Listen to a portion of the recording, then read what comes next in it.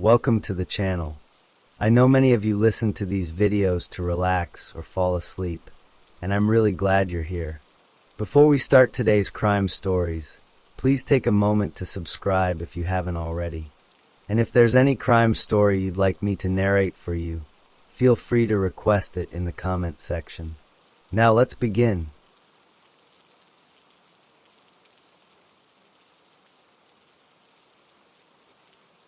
Story 1.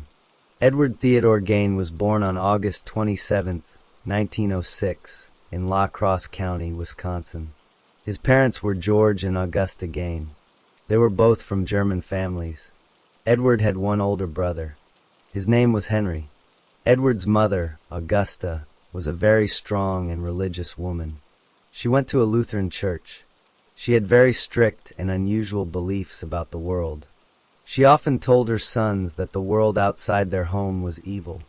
She taught them that drinking alcohol was a terrible sin. She also told them that all women were naturally bad and were tools of the devil. Every afternoon, Augusta would read to her sons from the Bible. She liked to pick parts of the Old Testament and the book of Revelation that were about death, murder, and God's punishment. From a very young age, Edward looked up to his mother. He loved her very much and became completely devoted to her. As he grew older, this love turned into an obsession. Edward's father, George, was a carpenter and a tanner. He also worked as a firefighter for a time. He tried to run a small grocery store, but it did not work out. George was known to be a violent man who drank too much alcohol. He often beat his two sons. When George hit Edward on the head, it would cause a ringing sound in Edward's ears that bothered him. Because the grocery store failed, George moved his family away from the city. They went to live on a large farm of 155 acres in the town of Plainfield, Wisconsin. This became their permanent home. Augusta liked the farm because it was very isolated. There were no close neighbors. She could keep her sons away from other people who might give them different ideas. Edward left the farm only to go to school. When he was not in school, he spent all his time doing chores on the farm. He was a very shy boy. His teachers and classmates noticed he had strange habits. For example, he would suddenly start laughing for no clear reason. It seemed like he was laughing at a private joke that no one else could hear. If Edward ever tried to make a friend at school, his mother would punish him when he got home. Even though he did not learn how to act around other people, he did well in his schoolwork. He was a good reader. On April 1st, 1940, Edward's father George died. The cause was heart failure. He was 66 years old. After their father died, Edward and his brother Henry had to earn money to pay for the farm and their living costs. They did odd jobs for people in the town. The community thought the Gain brothers were reliable and honest. Both brothers worked as handymen, fixing things for people. Edward also often babysat for his neighbors. He seemed to find it easier to talk to children than to adults. Around this time, Henry started dating a woman who was divorced and had 2 children. He was planning to move in with her. Henry began to worry about his younger brother. He saw how attached Edward was to their mother. Henry would say unkind things about Augusta when he talked to Edward. This upset Edward very much. On May 16, 1944, the brothers were burning brush and weeds on their property. The fire grew too large and got out of control. The local fire department had to come to put it out. After the firefighters left, Edward told the authorities that he could not find Henry. A group of neighbors went out with lanterns to search. They found Henry's body lying face down on the ground. It seemed he had been dead for some time. He was not burned.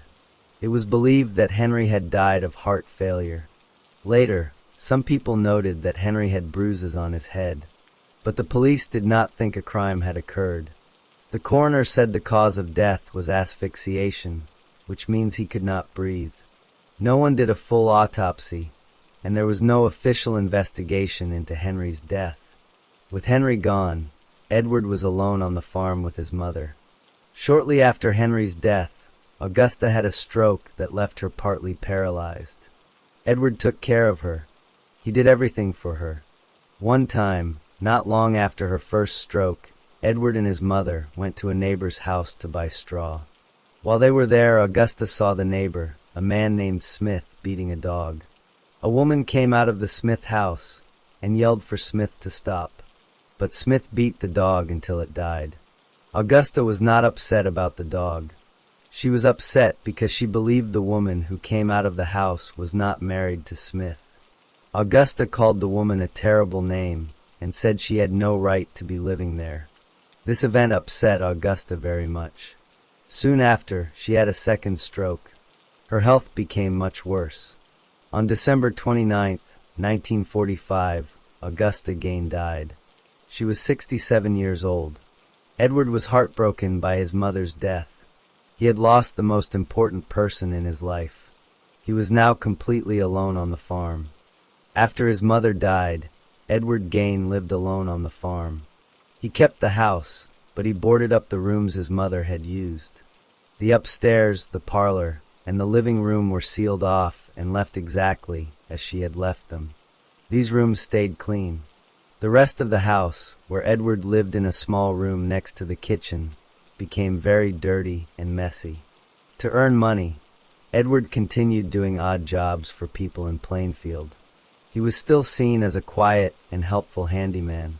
People trusted him to fix things and to babysit their children. During this time, Edward began reading many pulp magazines and adventure stories. He became very interested in stories about cannibals in faraway places. He also read a lot about the Nazi atrocities in Germany. He was especially interested in a woman named Ilse Koch. She was accused of making lampshades and other items from the skin of prisoners who had tattoos. Edward was lonely. He missed his mother terribly. At some point, his loneliness and his strange interests led him to do something unthinkable. He later explained that he wanted to make a woman's suit. His idea was that he could wear the skin of a woman and become his mother. Between 1947 and 1952, Edward began visiting local graveyards at night. He said he did this while in a daze-like state. He would dig up the graves of recently buried women. He looked for middle-aged women who he thought looked like his mother. He took their bodies back to his farm. At his farm, Edward used his knowledge of tanning, which he may have learned from his father, to preserve the skin. He created many items from the bodies. He made masks from the skin of their faces. He covered the seats of chairs with human skin. He made a belt from female nipples. He kept the heads, and he sawed off the tops of some skulls to make bowls. He also kept a collection of 9 female genitals in a box. He later told investigators that he never had sex with the bodies. He said, "They smelled too bad." On December 8, 1954, Edward committed his first known murder. The victim was a 51-year-old woman named Mary Hogan. She ran a tavern, which is a type of bar, in a nearby town. Edward went into her tavern. He shot her with a gun. He then took her body back to his farm. He later said he did not remember the details of killing her. But parts of her body, including her head and a mask made from her face, were found in his house. For a few years after Mary Hogan disappeared, Edward continued to live on his farm and do odd jobs. A 16-year-old boy from the area became friends with him. They went to baseball games and movies together. The boy later told police that Edward had shrunken heads in his house. Edward told the boy they were relics sent by a cousin who had fought in the Philippines during the war. These were actually the masks made from the skin of dead women's faces. On the morning of November 16, 1957, Edward committed his second murder. The victim was Bernice Wardens. She was 58 years old and ran a hardware store in Plainfield. The night before, Edward had been in the store and said he would come back the next morning to buy a gallon of antifreeze. The next morning, on November 16th, Edward went to the hardware store. He brought a .22 caliber rifle with him. Inside the store, he shot Bernice Wardens. He loaded her body into the store's truck and drove it to his farm. At the farm, he He put her body in a shed. He hung it upside down by the legs. He then cut the body open and removed the internal organs, in the same way a hunter would dress out a deer. Bernice Worden's son, Frank, was a deputy sheriff. That evening, around 5 p.m., Frank went to his mother's store because she had not come home. He found the cash register open and blood stains on the floor. He also found the last receipt his mother had written that morning. It was for a gallon of antifreeze, sold to Edward Gain. Frank Wardens told the other police officers. That same evening, Edward Gain was arrested at a grocery store in a nearby town. After Edward Gain was arrested at the grocery store on the evening of November 16, 1957, the Waushara County Sheriff's Department went immediately to his farm. They began searching the property. In a shed, a deputy made the first terrible discovery. He found the body of Bernice Wardens. It was hanging upside down by the legs. The body had been cut open and cleaned out, just like a deer that hunters kill and prepare for meat. The police then entered Gain's house. Inside, they found items that were unlike anything they had ever seen. They found human skulls sitting on bedposts. Some skulls had the tops sawed off and were being used as bowls. They found a wastebasket and several chairs covered with human skin. They found a set of leggings made from human leg skin. They found masks made from the skin of women's faces.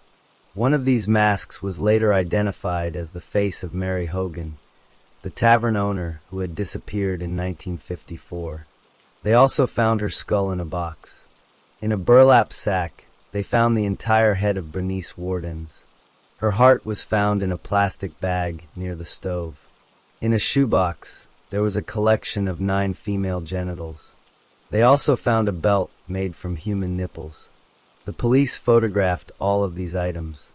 Then the items were taken by the State Crime Laboratory and later destroyed in a proper way. When the police questioned him, Gain talked freely. He first explained about the grave robbing. He said that between 1947 and 1952, he had made many trips to 3 local cemeteries at night. He said he did this in a daze-like state. He admitted to digging up the graves of 9 women he thought looked like his mother. He took their bodies home and used their skin and bones to make his collection of items. To check his story, police went to the cemeteries. They opened 3 graves that Gain pointed out. They found exactly what Gain had described. One coffin was completely empty. Another coffin was empty except for a few bones and Gain's own crowbar that he had left behind. This proved that Gain was telling the truth about robbing the graves. Gain also confessed to the murder of Mary Hogan. He said he shot her in her tavern in 1954. He said he could not remember the details of that day. He also talked about the murder of Bernice Wardens. He told a different story about this killing than what the evidence showed. He claimed that he was looking at the rifle in her store, and it just went off by accident, killing her. He said he did not aim the gun at her, and did not remember anything after that. On November 21, 1957, a court charged Gain with first-degree murder for the death of Bernice Wardens. He pleaded not guilty by reason of insanity. Doctors examined him. They diagnosed him with schizophrenia. They decided he was mentally unfit to stand trial. Instead of going to prison, Gain was sent to the Central State Hospital for the Criminally Insane in Waupun, Wisconsin. Later, he was moved to the Mendota Mental Health Institute in Madison. Gain stayed in the mental hospital for many years. In 1968, doctors decided that his mental state had improved enough. They said he was now able to understand the court case and help his lawyers defend him. His trial finally began on November 7, 1968. The trial lasted 1 week. Because of his history of mental illness, the judge agreed to hold the trial without a jury. Only Judge Robert Golmar would decide the case. During the trial, a psychiatrist spoke about what Gain had told him. Gain repeated his story that the shooting of Bernice Wardens was an accident. He said he did not remember taking her body or what he did to it afterward. On November 14, 1968, Judge Golmar found Gain guilty of the murder. But then a second part of the trial began. This part was to decide if Gain was sane or insane at the time of the murder. Doctors for both sides gave their opinions. After hearing all the testimony, Judge Golmar made his final ruling. He said Gain was not guilty by reason of insanity. This meant Gain was not sent to prison. Instead, he was sent back to the mental hospital, where he would remain for the rest of his life. Because the cost of a trial was high, Gain was only tried for the murder of Bernice Wardens. He was never tried for killing Mary Hogan, even though he had admitted to it. After the trial, people wondered what would happen to Gain's farm. His house, buildings, and land were worth about $4,700. All of his possessions were scheduled to be sold at a public auction on March 30th, 1958. Some people worried that the house might become a tourist attraction. Early in the morning on March 20th, just 10 days before the auction, Gain's house caught fire and burned to the ground. The fire chief at the time was Frank Wardens, the son of Gain's victim. It was never officially proven what caused the fire, but many people suspected it was arson. When Gain was told about the fire while in the hospital, he simply shrugged and said, "Just as well." Gain's car, a black Ford sedan that he had used to transport the bodies, was sold at the auction. It was bought by a man who ran a carnival sideshow. He charged people 25 cents to look at it. No one knows where that car is today. Edward Gain spent the rest of his life at the Mendota Mental Health Institute. On July 26, 1984, he died there. The cause of death was respiratory failure, which was caused by lung cancer. He was 77 years old. His body was buried in the Plainfield Cemetery, in the same plot as his mother, father, and brother. For many years, people who were interested in his crimes came to the cemetery. They chipped off pieces of his gravestone to take as souvenirs. In the year 2000, the entire gravestone was stolen. It was found the next year in a state far away, but it was never returned to the grave. Today, his exact grave site in the Plainfield Cemetery has no marker, as the original stone was stolen long ago.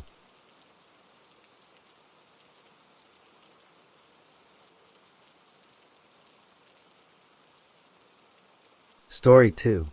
Yu Young-chul was born in South Korea on April 18, 1970. His family was poor. Life was very hard for them. His maternal grandmother often thought about the family's difficult situation. She felt that her daughter's life was made harder because she had a child to take care of. At times, the grandmother felt so much stress that she even thought about harming the baby, Yu, because he felt like another burden in their difficult lives. This shows how much hardship the family faced from the very beginning. As a young boy, Yu showed an interest in art. He had a dream of going to a special high school for the arts, where he could study painting and drawing. He worked towards this goal. However, when he went for the required interview at the school, a problem was discovered. During a test, the school found that Yu was colorblind. He could not see certain colors correctly. Because of this, the interview did not go well. He was not accepted into the school. This rejection was a deep disappointment for him. After this, he stopped using paints and only drew with pencils. People who knew him then said he started to become more isolated and developed an unusual personality. When he became an adult, Yu had trouble following the law. Between 1992 and the early 2000s, he was arrested and convicted of different crimes many times. In total, he was found guilty of 14 separate offenses.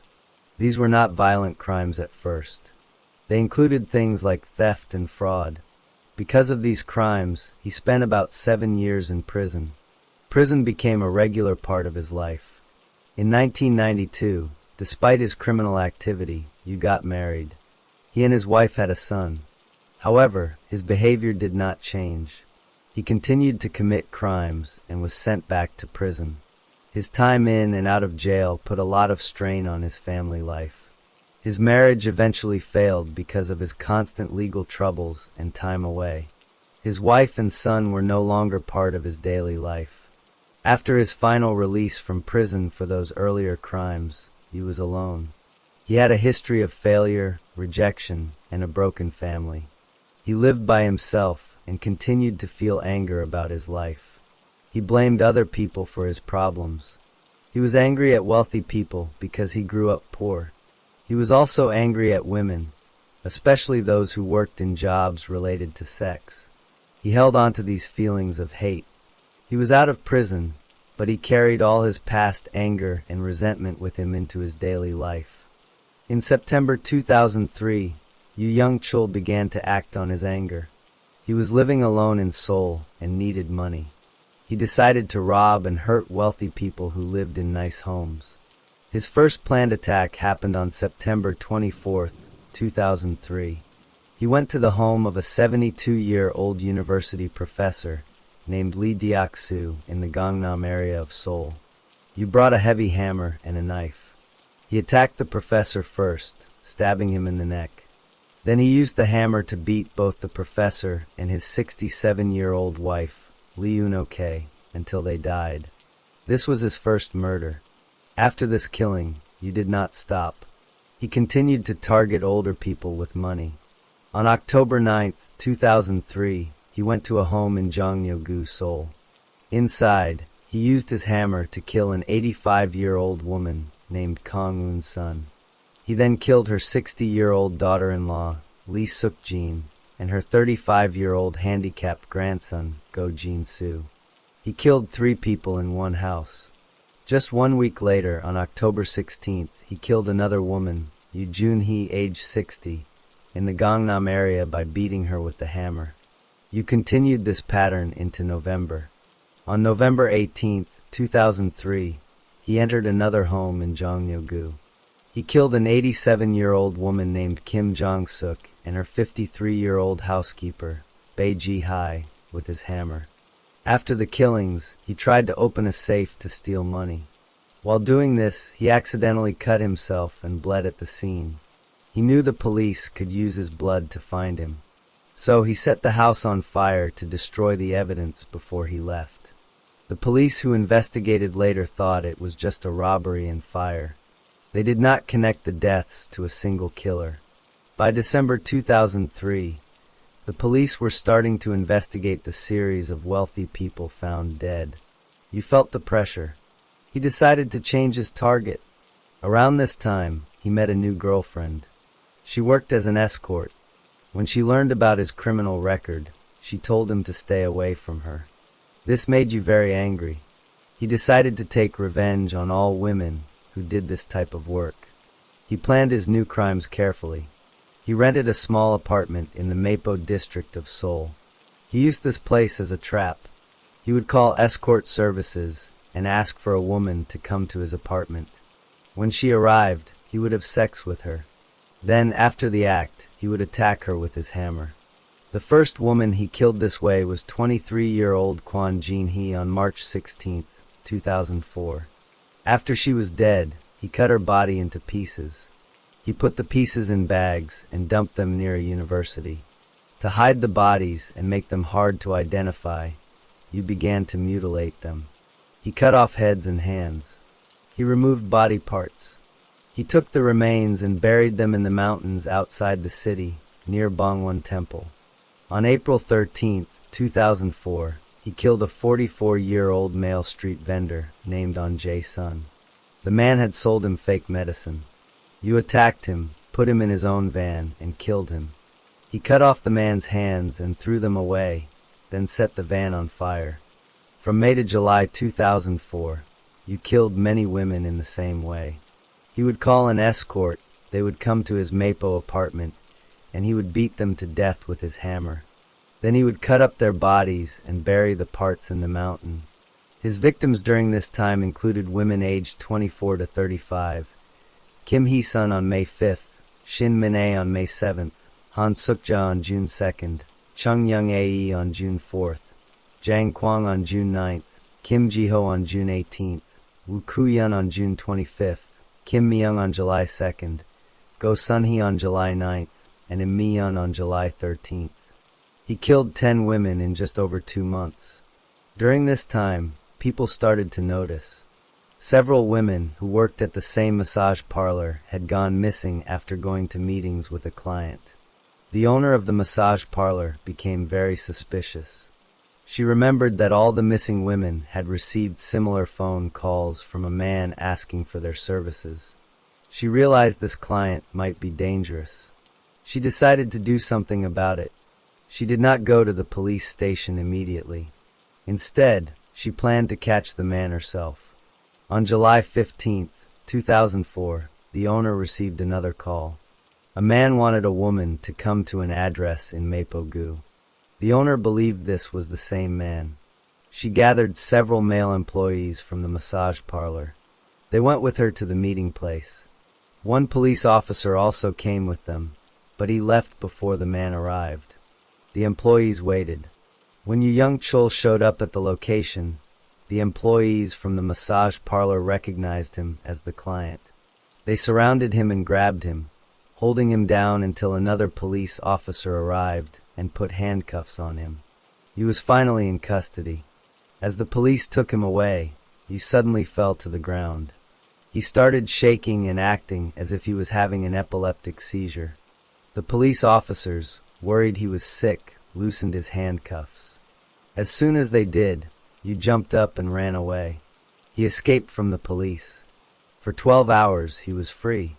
But the police searched for him and found him again later that same day. He was put back in custody, and this time the police did not let him escape again. Once he was in the police station, Yu began to talk. He confessed to killing many people. At first, he said he killed 19 people. Then he changed his story and said he killed more. He told police about the wealthy people he killed with a hammer.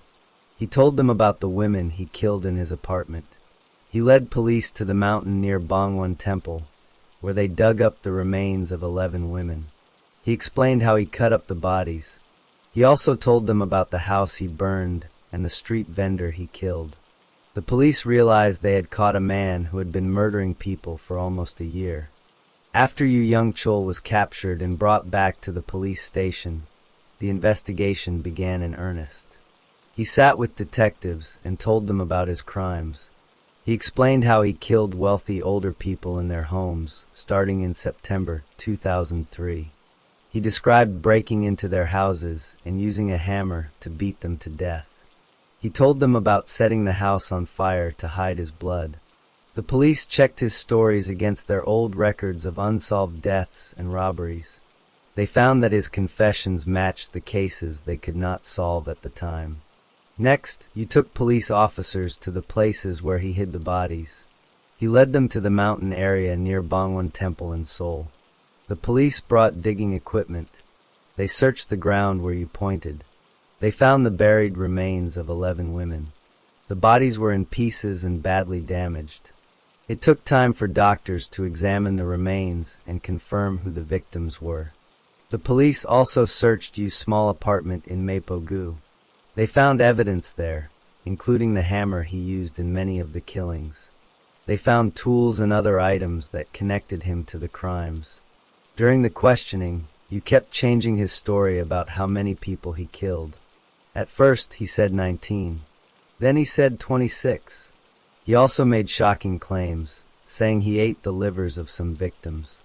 However, the police and doctors found no physical proof to support this claim. They could not confirm that he actually ate any body parts. Detectives also looked into other unsolved murders at the time, including the Rainy Thursday killings where women were stabbed. But they found no evidence linking Yu to those specific cases. They only charged him for the murders he could clearly describe and where they found evidence. While Yu was in custody waiting for his trial, he was brought to the prosecutor's office. The mother of one victim, a young woman Yu killed in February 2004, was there. She was filled with grief and anger. She rushed at Yu with an umbrella, screaming that her daughter would still be alive if the police had caught him earlier. A police officer kicked the mother in the chest to stop her, saying his hands were full holding Yu. This moment showed the deep pain the families felt and the anger in the community. Yu's trial began at the Seoul Central District Court on September 6, 2004. From the start, he caused problems in the courtroom. He said he did not want to defend himself. He said he would not take part in the trial. At one hearing, he tried to attack the 3 judges sitting in front of him. Guards had to stop him. Another time, he tried to attack a person in the audience who yelled at him. He also attempted suicide one night in his cell before a court date. His behavior was wild and disruptive throughout the legal process. The prosecutors presented their case against Yu. They argued that he killed 21 people. They explained his motives. He hated wealthy people because of his own poor childhood, and he hated certain women because a lover once rejected him. A psychologist examined Yu and told the court that he was not mentally ill.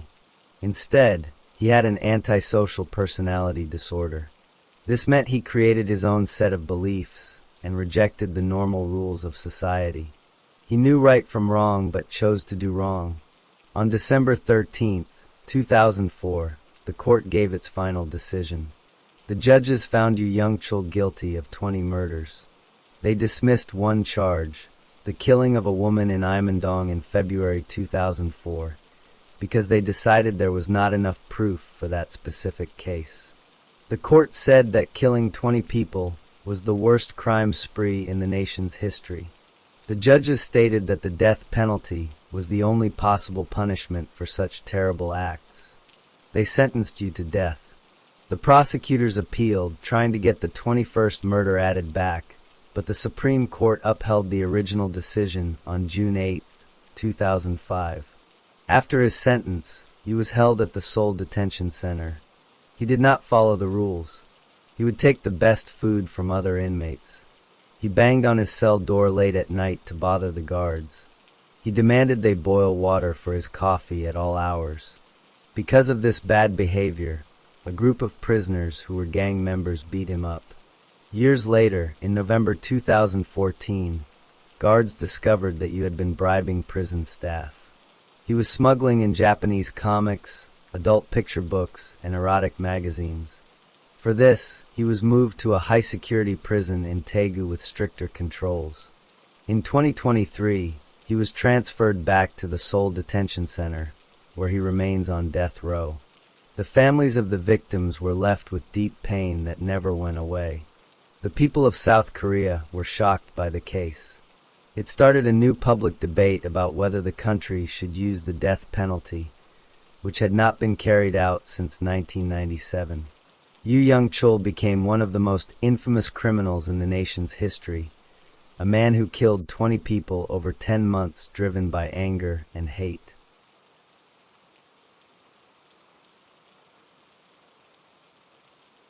Story 3. Derek Todd Lee was born on November 5, 1968, in St. Francisville, Louisiana. His mother, Florence, was only 17 years old at the time. His father, Samuel Ruth, did not stay with the family. He left when Derek was young to go back to his ex-wife. Derek and his older sister were raised by their mother and later by their stepfather, Coleman Barrow, whom Florence married around 1970. The family lived in a small, mostly black community called Independence, near St. Francisville. It was an area of houses and mobile homes. As a child, Derek was known to be very restless and active. His mother described him as hyperactive. She had a strict rule that he could not play inside the house, so he spent most of his time outdoors with his cousins, uncle, and grandfather, to whom he became very close. When Derek was about 9 years old, he began to develop a strange habit. He would watch people for long periods without moving. This behavior sometimes startled his neighbors. He also started a hobby of bird watching, but his watching was not limited to birds. He was caught several times peeping through windows at girls, including his own cousins and his sister. He continued to wet his bed until he was in his early teens, and he sucked his thumb until he was in high school. In school, Derek struggled. He was placed in special education classes and went to speech therapy. He took IQ tests during his teenage years, and his scores ranged from 70 to 91.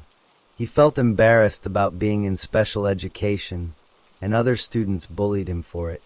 He often got into arguments at school, though they rarely became physical fights. In the 11th grade, he dropped out. As a teenager, Derek started getting into trouble with the law. At age 13, he was arrested for breaking into a candy shop.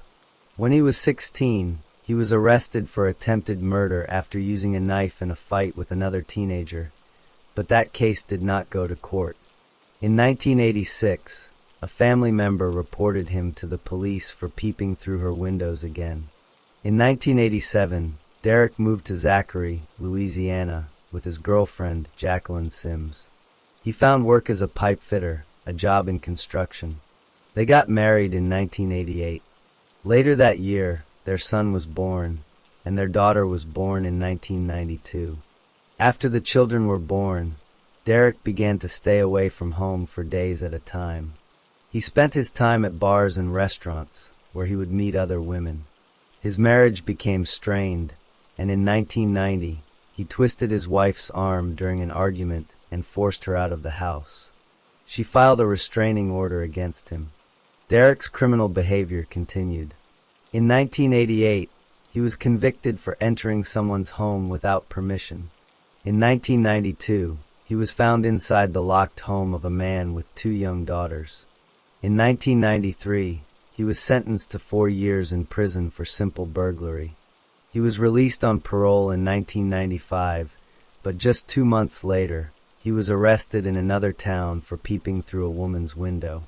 In 1996, his wife received a large insurance payment of $250,000 after her father died in a work accident.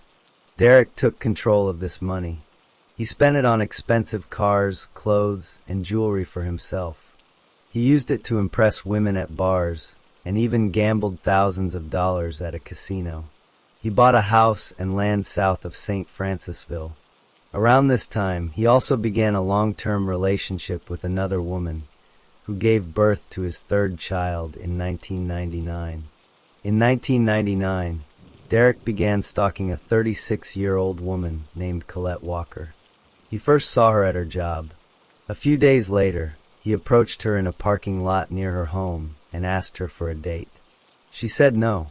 2 days after that, he followed her into her apartment and refused to leave. He only left after she gave him a fake phone number. In July 2002, Derek followed a woman through a town called Breaux Bridge. He grabbed her by the arm and sexually harassed her. This incident was reported to the police. By this time, Derek had a long history of peeping into homes, following women, and committing burglaries. He had been arrested many times, but he was always released. He continued to live with his wife and children in St. Francisville, working construction jobs when he could find them, and spending his free time at local bars. In April 1998, Derek Todd Lee had been laid off from his construction job. 2 days later, on the night of April 18th, he went to a bar he often visited called Liz's Lounge.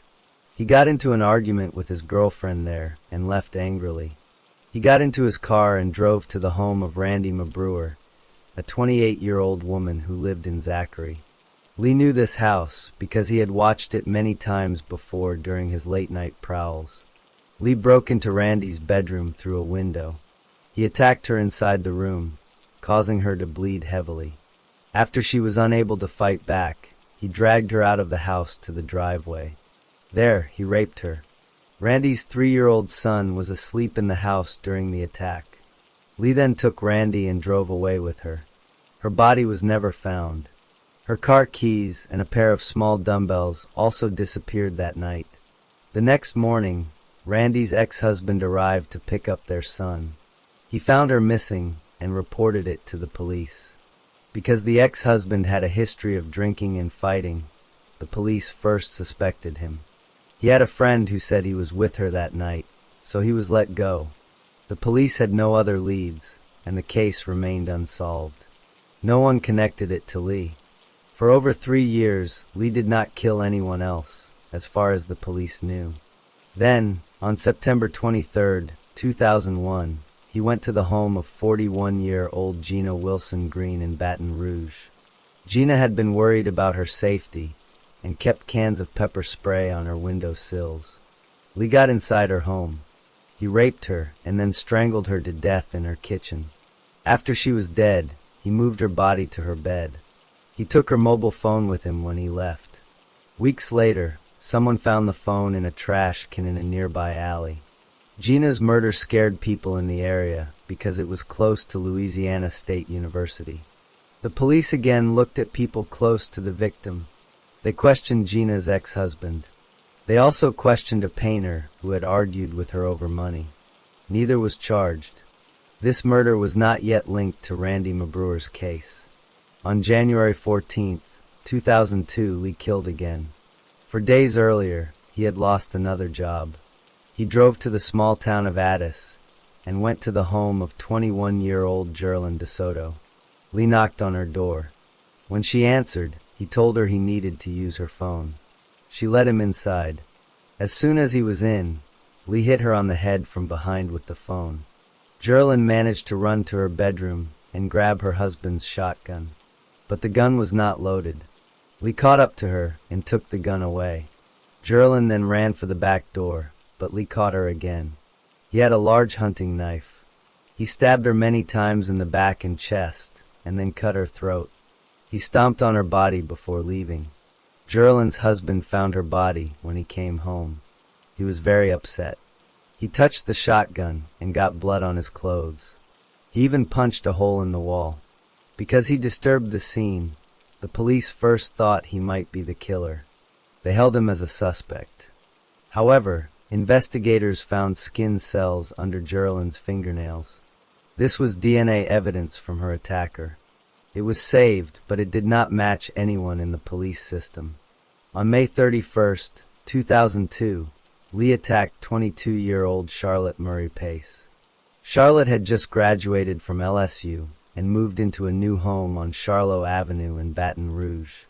Her two roommates were away for the weekend. Lee broke into the house. He raped Charlotte.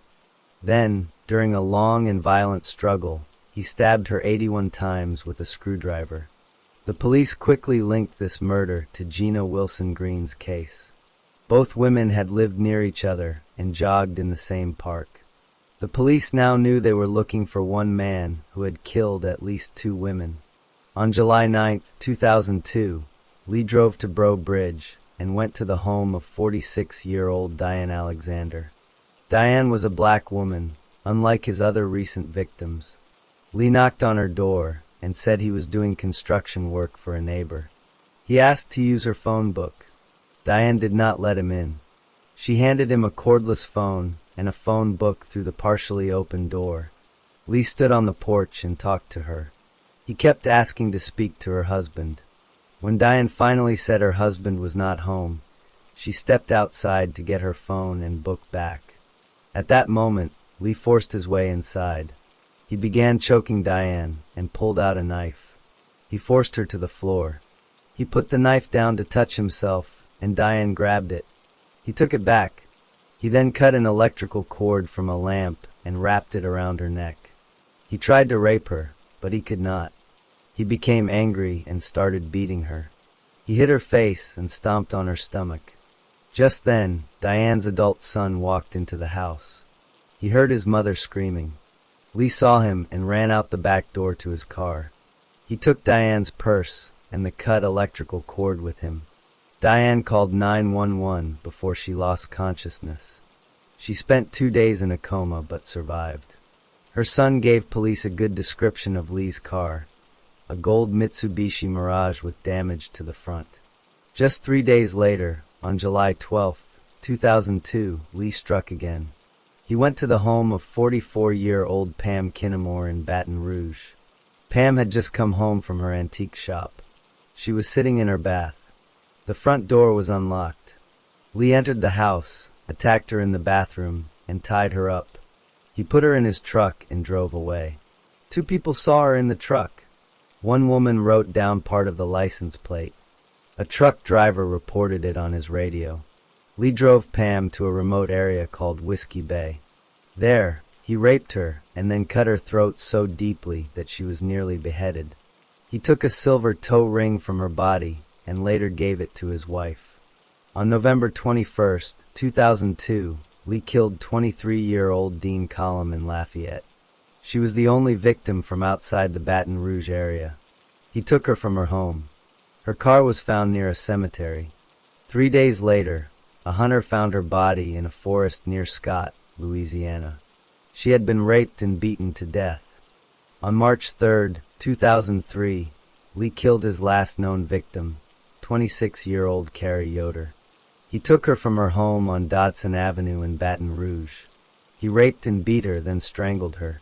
10 days later, her body was found at the same remote spot where Pam Kinnemore was found, Whiskey Bay.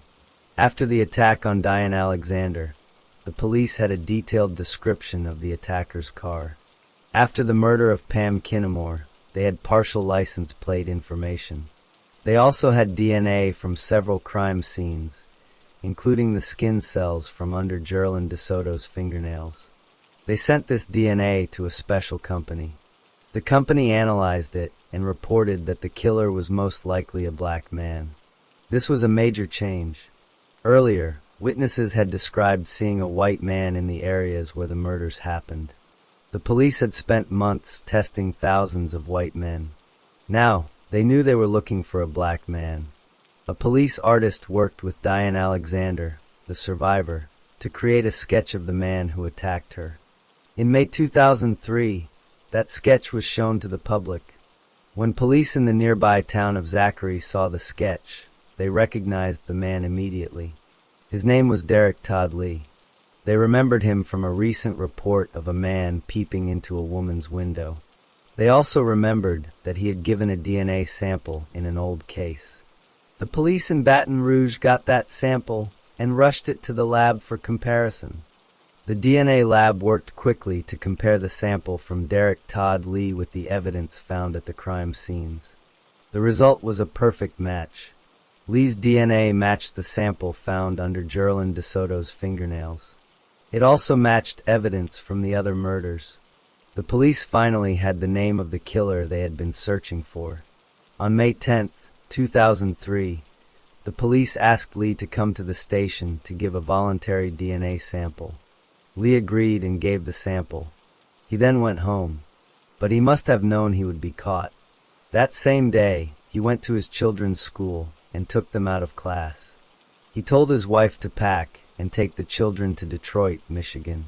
He then left Louisiana on a bus. The police obtained a warrant for Lee's arrest. They announced to the public that they were looking for Derek Todd Lee for the murders. His picture was shown on television, including on a program called America's Most Wanted.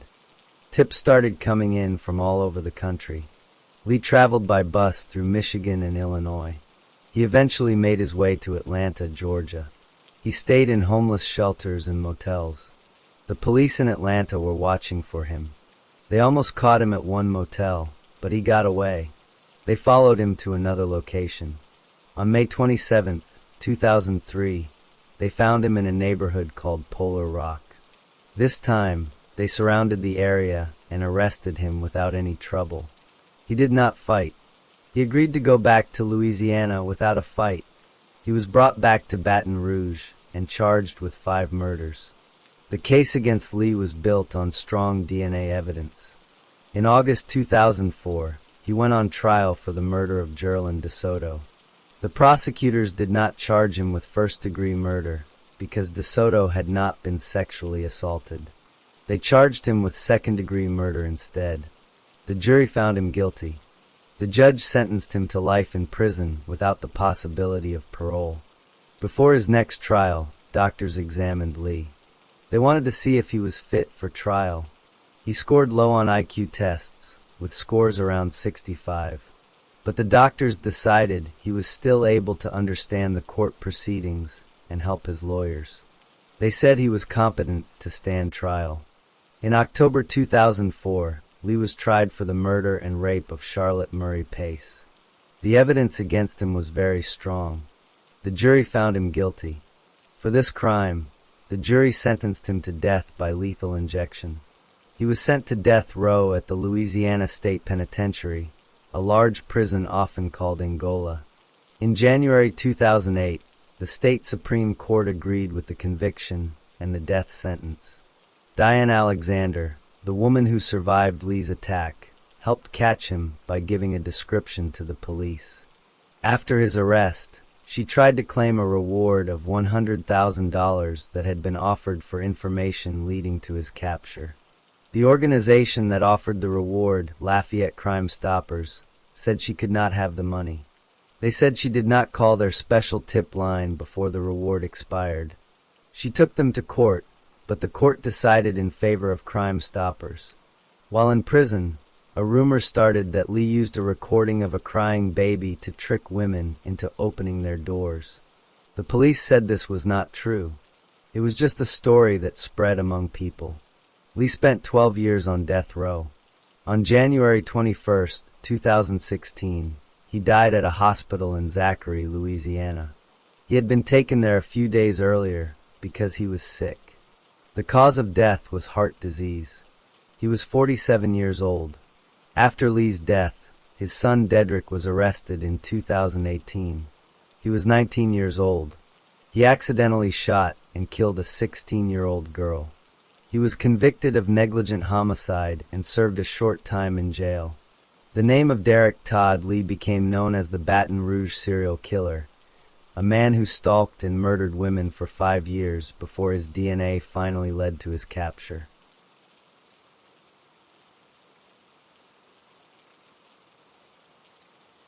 Story 4. Dorothea Helen Gray was born on January 9, 1929, in a small city in California called Redlands. Her father was named Jesse James Gray, and her mother was named Trudy Mae Yates. Dorothea was one of many children, though records are not clear if she had 6 or 7 brothers and sisters. Both of her parents had a serious problem with alcohol. They were alcoholics. Her father would often threaten to kill himself. He would hold a gun to his own head in front of his children. This was a very scary and unstable way to grow up. When Dorothea was 8 years old, in 1937, her father died from a disease called tuberculosis.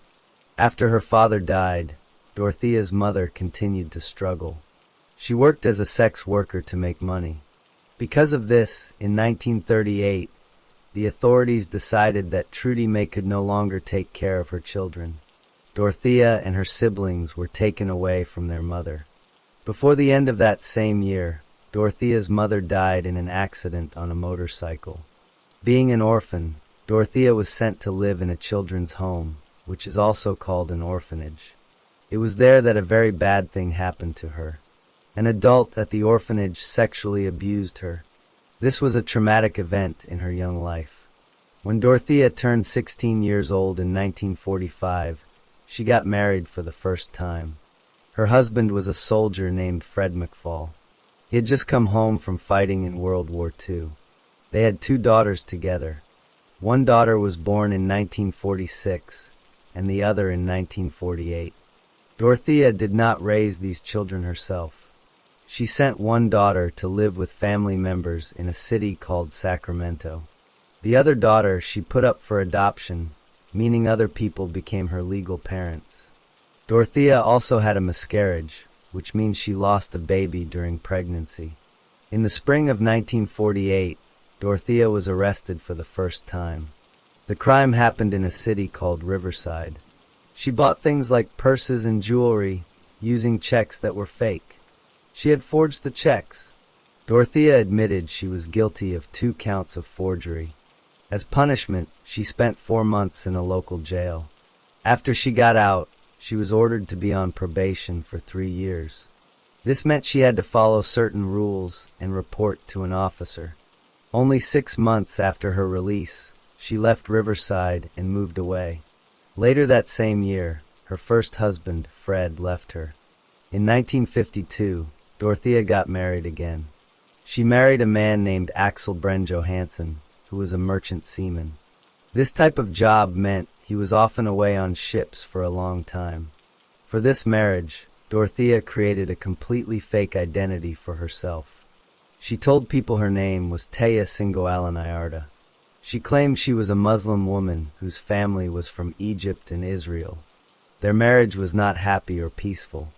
Because her husband was away at sea so often, Dorothea would invite other men into their home. She also gambled and lost large amounts of his money. In 1960, Dorothea was arrested again, this time in the city of Sacramento. She had started a business that claimed to do bookkeeping, but it was not a real bookkeeping firm. She used it as a cover to run a brothel, which is a place where people pay for sex. She was found guilty of this crime. The judge sentenced her to serve 90 days in the Sacramento County Jail. The next year, in 1961, her husband Axel had her sent to a mental hospital called DeWitt State Hospital. He did this because her behavior had become very bad. She was drinking too much, telling lies constantly, breaking the law, and trying to harm herself. While she was in the hospital, doctors studied her. They said she was a pathological liar, which means lying was a deep part of her personality. They also said she had an unstable personality. Dorothea and Axel divorced in 1966. Even after the divorce, she kept using his last name, Johansson. She also started using a different first name, Sharon. She told people she was a devoted Christian. During this time, she began to build a new reputation for herself. She acted as a caregiver, especially to young women who were poor or had been abused. She would let them stay with her and did not ask for money. In 1968, Dorothea married for the third time. Her new husband was a man named Roberto José Puente. This marriage was also very troubled. After only 16 months, they separated. Dorothea said that Roberto was physically abusive to her. She tried to give him papers to finalize the divorce, but he ran away to Mexico. The divorce was not officially completed until 1973. Even after they separated, the problems continued. In 1975, Dorothea asked a court for a restraining order to keep Roberto away from her. Even though the marriage was over, she decided to keep using the last name Puente. She would be known as Dorothea Puente for the rest of her life. After her divorce from Roberto, Dorothea focused on running a boarding house. This was a large home where people could rent a room to live in. Her first boarding house was near the corner of 15th and F Streets in Sacramento. She worked hard to be seen as a helpful person in the community. She helped people who had problems with alcohol, people who had no home, and people who were mentally ill. She held meetings for Alcoholics Anonymous in her home. She also helped people fill out the paperwork to get money from the government, which is called Social Security. She dressed in old-fashioned clothes and wore large glasses. She let her hair turn gray and did not dye it. This made her look like a kind, older grandmother figure. She became well-known and liked in the local Hispanic community. She gave money to charities and to scholarships for students. She even paid for programs on Spanish-language radio stations. During this time, she also married a fourth time, to a man named Pedro Angel Montalvo. But he left her only 1 week after the wedding. On December 21st, 1978, Dorothea was in court again. She was found guilty of a crime involving government checks. She had illegally cashed 34 checks that belonged to the people who rented rooms in her house. These were state and federal checks. The judge did not send her to prison this time. Instead, he gave her 5 years of probation. He also ordered her to pay back $4,000 to the people she had stolen from. Dorothea continued to live in Sacramento and run her boarding house. In January of 1982, she met a 74-year-old man named Malcolm Mackenzie in a bar. She went home with him to his apartment. Later, Mackenzie told the police that Dorothea had put something in his drink to make him fall asleep. While he was unconscious, she stole from him. She took a collection of rare coins, some watches, and other jewelry. This included a diamond ring that had belonged to his mother. She even took the ring right off his finger while he could not move or stop her. A few months later, in April 1982, a a 61-year-old woman named Ruth Monroe was found dead. She had visited Dorothea's home 2 weeks before she died. The doctors who examined her body said she died from respiratory depression. This means her breathing stopped. It was caused by taking a very large amount of a drug called codeine. Monroe had been in good health before she went to Dorothea's house. But just a few days before her death, she told a friend she felt very sick and thought she was going to die. At first, the official cause of death was listed as an overdose from unknown reasons. It was not called a murder until much later. In May of that same year, 1982, another woman named Dorothy Osborne had Dorothea over to her home. Dorothea made her a drink. 8 hours later, Osborne noticed that her checks, credit cards, and other items were missing. This led to Dorothea being arrested and charged with grand theft again. Because of this crime, combined with her past record, she was sentenced to 5 years in state prison. She was also ordered to be on parole until March of 1986. While Dorothea was in prison, she began writing letters to a 77-year-old retired man named Everson Gilmouth. He lived in Oregon. They became pen pals. In the beginning of September 1985, Gilmouth drove his truck, which was pulling a trailer, all the way to Sacramento. He arrived at Dorothea's boarding house. Just a few days later, on September 9, 1985, Dorothea was released from prison. She had not served her full 5-year sentence.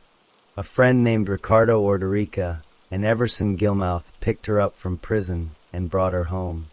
In October 1985, Dorothea wrote a letter to Gilmouth's sister. In the letter, she said that she and Gilmouth were going to get married on November 2nd. A short time after that, Dorothea hired a handyman named Ismael Flores to do some remodeling work in her house. She asked him to build a large wooden storage box. The box was 6 feet long, 30 inches wide, and 30 inches deep. As payment for building the box, she gave him Gilmouth's truck and $800 in cash. The day after Flores finished the box, he noticed that it had been nailed shut. Dorothea then asked him to help her move the box. It was very heavy, weighing about 300 pounds. She wanted to move it to a storage place, but then changed her mind and had him help her leave it near a river, about an hour's drive from Sacramento. On New Year's Day, January 1st, 1986, a fisherman was walking along the Sacramento River. He found the wooden box, and it looked suspicious, so he called the police. When they opened the box, they found a human body inside. The body was very badly decomposed. It was wrapped in several plastic bags and covered with a bed sheet. The sheet was held tight with electrical tape. There were also mothballs and toilet deodorizer blocks placed inside the box. The police could not identify the body right away. It was not until over 2 years later, in December 1988, that they were able to confirm it was Everson Gilmouth. After Gilmouth was dead, Dorothea had continued to write letters to his sister. She forged his signature on the letters to make it seem like he was still alive. She also signed his name on the papers for his truck to take ownership of it. She kept cashing his Social Security benefit checks every month until July of 1986. In the fall of 1986, a 78-year-old woman named Betty Palmer came to live at Dorothea's boarding house. On October 14, 1986, Dorothea went and got a California identification card. The card had her own photo on it, but it had Betty Palmer's name. 2 months later, she changed the mailing address for Palmer's Social Security checks so they would be sent to Dorothea's house. She then forged Palmer's signature on the checks and cashed them herself. In total, she stole nearly $7,000 of Palmer's money. On October 21, 1986, a 78-year-old woman named Leona Carpenter was in the hospital. She had taken too much of a sleeping pill called flurazepam. While Carpenter was in her hospital bed, Dorothea brought a notary to her room. A notary is a person who can legally witness someone signing official papers. Dorothea had Carpenter sign papers that gave Dorothea the power of attorney over her. This meant Dorothea could legally make decisions about Carpenter's money. Just 10 days later, Dorothea started cashing Carpenter's Social Security checks. In December, after Carpenter got out of the hospital, she went to live with Dorothea. Soon, Carpenter got sick again and had to go back to the hospital. A few weeks after she was sent home from the hospital, in February 1987, she disappeared completely. No one saw her alive again. In February 1987, a 62-year-old man named James Gallup moved into the boarding house. In July of that year, doctors found a possibly cancerous tumor in his colon. He agreed to come back for more tests. But then Dorothea called the doctor's office. She told them that Gallup had left town and gone to Los Angeles for a long time, so he would not need the tests. In July 1987, a 58-year-old man named Eugene Gamble was found dead. He was one of Dorothea's tenants. The authorities thought he had killed himself by taking too many drugs. Dorothea told people he had tried to kill himself before. She was never charged with his death, but police later thought he might have been another victim.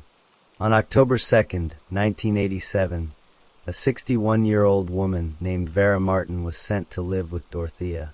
Just a few days later, Dorothea began forging Martin's signature on her Social Security checks. She stole over $7,000 this way. On October 19th, Vera Martin was supposed to call her daughter to wish her a happy birthday. She did this every year without fail, but this year the call never came. Her daughter never heard from her again. On October 21st, 1987, a 65-year-old woman named Dorothy Miller moved into an upstairs apartment in Dorothea's home. Dorothea introduced her to the man who lived downstairs, Ricardo Ordorica. A short time later, Ordorica became the person officially in charge of Miller's Social Security money. Just a few weeks after Miller arrived, she was gone. On November 20th, 1987, Dorothea hired a professional carpet cleaner. She needed him to clean a large area in Miller's room that had a very bad smell. She told the cleaner it was a pile of foul-smelling slime. Even though Miller was no longer at the house, Dorothea kept forging her name on checks and stole more than $11,000. In February 1988, a 51-year-old man named Alvaro Bert Montoya came to live at the boarding house. In March, an application was filed to make Dorothea the official person to receive Montoya's benefit checks. At the end of August, one of Montoya's roommates saw a man removing all of Montoya's clothes from his closet. Montoya was last seen on August 24th. He missed an important appointment on August 29th. When people asked where he was, Dorothea told them he had gone to Mexico to visit his family. Social workers kept trying to contact Montoya in September and October, but they never could. In November, Dorothea asked a man named Donald Anthony, who was working in her yard, to do her a favor. She wanted him to call a social worker and pretend to be Montoya's brother-in-law. He agreed. On the phone, he used a fake name and told the social worker he had driven Montoya from Sacramento to Utah. The social worker did not believe the story.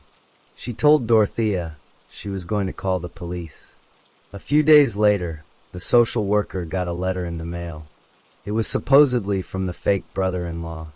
The letter was wrapped in a paper towel, which the person said was to avoid leaving fingerprints.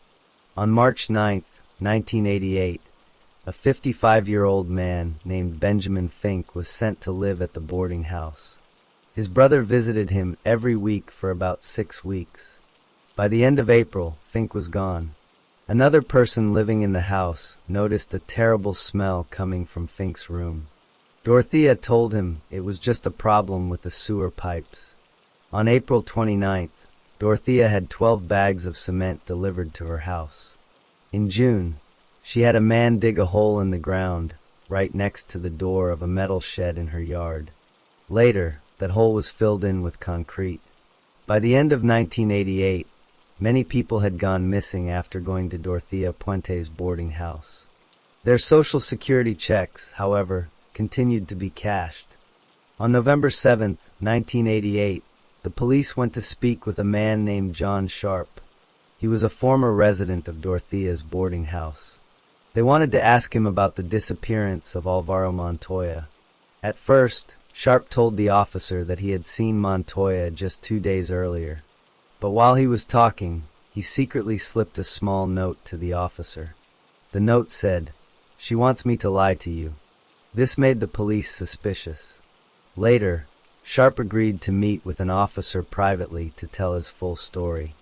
On November 11, 1988, a detective went back to the boarding house at 1426 F Street. He asked Dorothea for permission to look around the yard. He wanted to dig in areas where the ground looked like it had been disturbed recently. Dorothea agreed. After digging for only 30 minutes, the detective made a terrible discovery. He found a human body buried in the yard. This was the first body they found. Just hours after the body was found, Dorothea slipped away.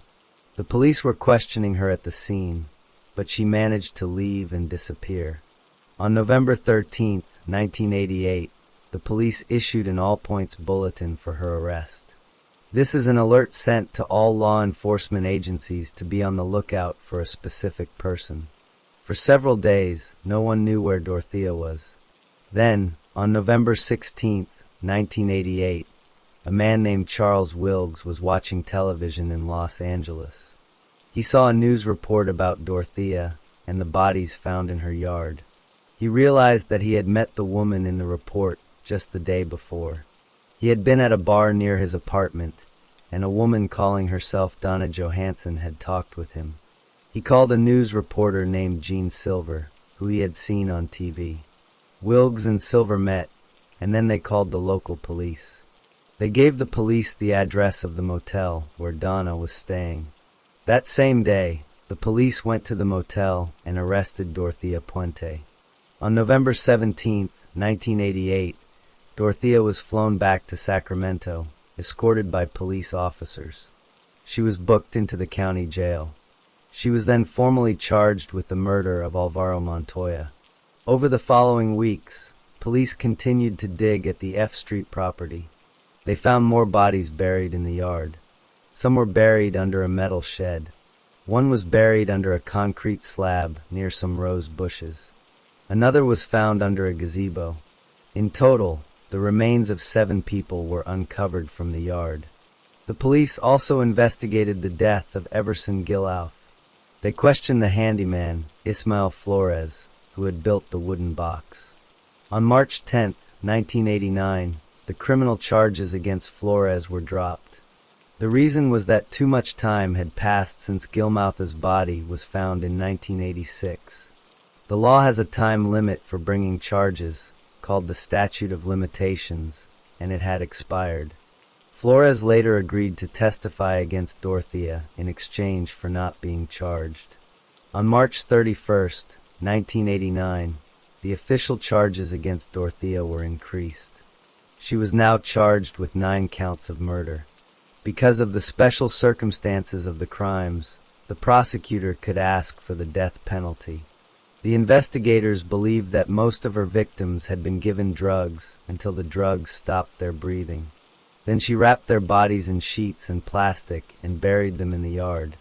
The case took a long time to get to trial. There were many delays. On June 19, 1990, a judge reviewed all the evidence from the preliminary hearing. He decided there was enough evidence, even though much of it was circumstantial, to send Dorothea to trial for all 9 murders. On July 31, 1990, Dorothea formally told the court she was not guilty of the charges. The trial was moved to a different county, Monterey County, to make sure she could get a fair trial away from all the news stories in Sacramento. The trial finally began on February 9, 1993. It was a very long trial. A total of 156 witnesses came to court to testify. More than 3,100 pieces of evidence were shown to the jury. The court transcript, which is a written record of everything said in court, was over 22,000 pages long. The jury had a very difficult job. They listened to all the evidence and then went to a private room to decide if Dorothea was guilty. They argued about the case for many days. After 35 days of discussing the case, they could not agree on all the charges. On August 26, 1993, the jury announced their decision. They found Dorothea Puente guilty of 3 counts of first-degree murder. The victims in these 3 cases were Benjamin Fink, Leona Carpenter, and Dorothy Miller. However, the jury could not reach a decision on the other 6 murder charges. They were deadlocked on the deaths of Ruth Monroe, Everson Gilmouth, Betty Palmer, James Gallup, Vera Martin, and Alvaro Montoya. After the guilty verdicts, there was a second part of the trial to decide the punishment. The same jury had to decide if Dorothea should be put to death or go to prison for life. Once again, the jurors could not all agree. On October 13, 1993, because the jury was deadlocked, the judge could not sentence her to death. On December 10, 1993, the judge formally sentenced Dorothea Puente to life in prison with no chance of ever being released on parole. She was sent to the Central California Women's Facility in Chowchilla to serve her sentence. After the trial, Dorothea's lawyers tried to appeal the conviction. This means they asked a higher court to review the case and look for mistakes. On August 28, 1997, an appeals court agreed with the guilty verdicts. However, they ordered a lower court to look into claims that some jurors had misbehaved during the trial. After a 3-day hearing on the matter in September 1998, the judge rejected every single claim of juror misconduct. The convictions were fully upheld. Dorothea Puente remained in prison for the rest of her life. She died on March 27, 2011, at the age of 82. The cause of her death was natural causes related to old age. Over the years, her crimes were featured in many television shows and books, ensuring that the story of the killer landlady of Sacramento would not be forgotten.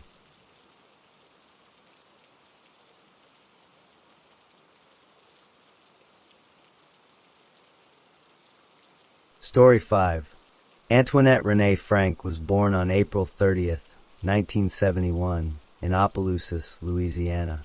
She was one of 4 children born to Adam Frank and Mary Ann Frank. Her father, Adam, worked for the telephone company and was a veteran of the Vietnam War. He was often away from home. Adam Frank was a violent and abusive man. He physically hurt his children. When Antoinette was only 2 years old, her father strangled her. This information was later found in state records. As she grew up, Antoinette was described by people who knew her as a loner. She was unusually shy and kept to herself. In high school, Antoinette showed an early interest in police work. She served as a junior police officer for the Opelousas Police Department. Her family then moved to the eastern part of New Orleans. There, she joined a group for young people interested in law enforcement called the New Orleans Police Explorers. However, the family soon moved back to Opelousas, and Antoinette left the group. After graduating from high school in May 1989, Antoinette moved back to New Orleans by herself. She found a job at a Walmart store. Her plan was to join the New Orleans Police Department, or NOPD, as soon as she turned 20, which was the minimum age to apply. On April 30, 1991, Antoinette turned 20 and applied to the NOPD. She took a test to evaluate her mental state, called a psychological examination. She failed this test. The psychologist who gave the test said Antoinette had a tendency to lie and to make her skills and background seem better than they really were. However, Antoinette hired her own psychiatrist. This doctor gave a more positive evaluation. Because of this, she was allowed to enter the police academy to begin her training. In June 1992, while she was still in the academy, her father Adam moved into the house where she was living in New Orleans. Around this time, Antoinette disappeared for a short while. Her father reported her missing after finding a note she had left. In the note, she wrote that she hated herself and felt she was doomed. She returned home a short time later on her own. Despite her earlier failed test, Antoinette was hired as a police officer by the NOPD in February 1993. She graduated from the police academy at the end of that same month. Her fellow officers quickly noticed things about her. They thought she was very shy. They also felt she did not truly understand what police work involved, and that she lacked the ability to make quick decisions. Her superiors thought her behavior was sometimes irrational.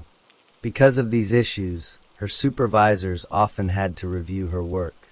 They even wanted to send her back to the police academy for more training just a few months after she started.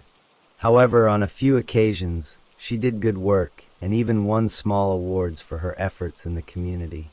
In the summer of 1993, just a few months after Antoinette became a police officer, her father Adam disappeared.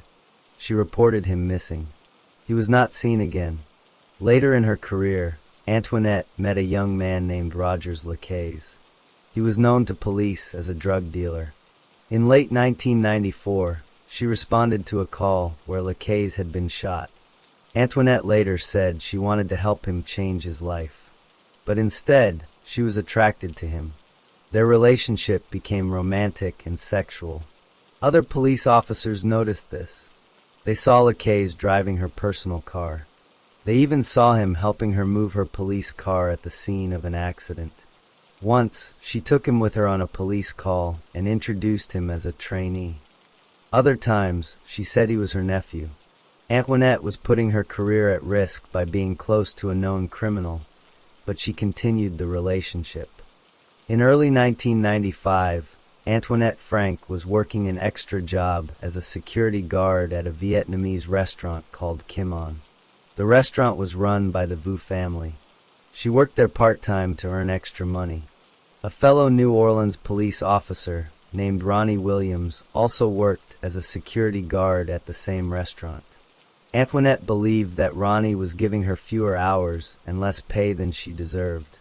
She became angry with him about this.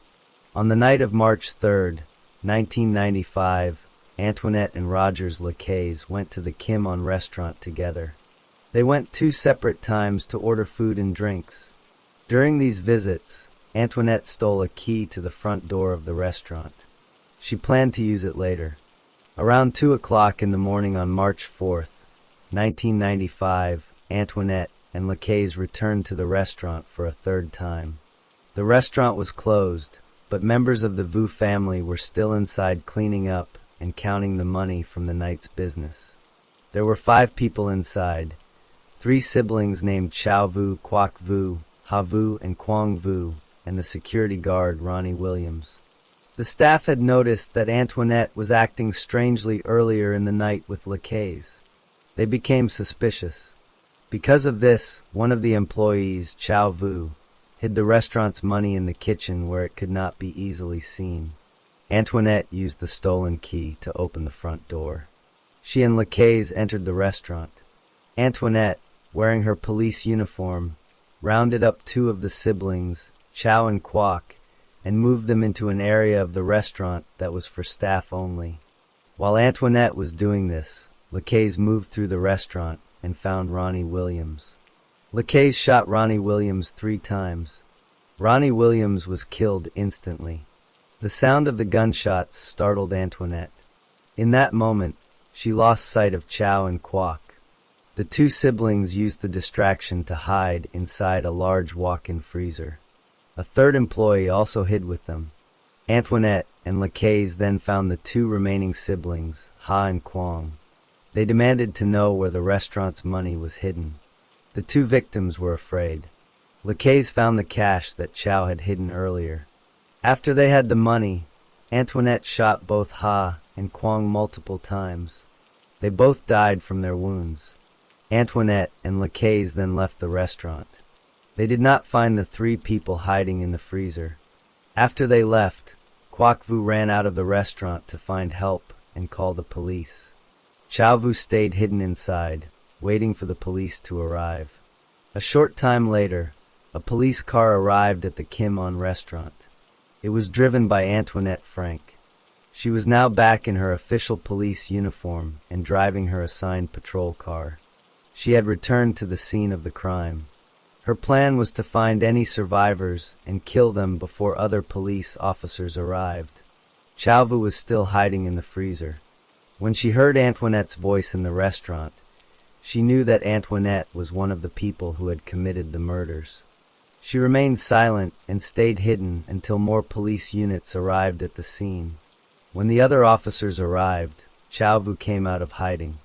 She immediately pointed at Antoinette Frank and told the officers that Antoinette was one of the killers. Antoinette was arrested at the restaurant and charged with 3 counts of first-degree murder. Rogers Lacaze was also arrested later that night. Antoinette Frank became the first New Orleans police officer to be charged with killing another officer from the same department. After Antoinette Frank was arrested at the Kim On restaurant, she was taken to police headquarters for questioning. During this interrogation, she confessed to her role in the murders along with Rogers Lacaze. The police also found evidence that linked Lacaze to the crime. Just minutes after the shootings, Lacaze had used a credit card belonging to the murdered officer, Ronnie Williams, at a gas station in a nearby town. This was a key piece of proof against him. Both Antoinette and Lacaze were formally charged by a grand jury in April 1995. They were tried separately. Lacaze went to trial first, in July 1995. The jury found him guilty of 3 counts of first-degree murder. He was sentenced to death. Antoinette Frank's trial began on September 5, 1995. Her lawyers had planned to call many witnesses to speak on her behalf. However, when the trial started, they chose not to call a single one. The case against her was presented to the jury. On September 12, 1995, the jury took only 22 minutes to find her guilty of all 3 murders. The next day, after a short deliberation, the jury recommended that she be put to death. She was formally sentenced to death on October 20, 1995. She was then sent to the death row unit at the Louisiana Correctional Institute for Women in St. Gabriel, Louisiana. After her conviction, more information about Antoinette's past came to light. A month after she was sentenced to death, in November 1995, a police dog led investigators to a spot under her house in New Orleans. There, they dug up a human skull. The skull had a bullet hole in it.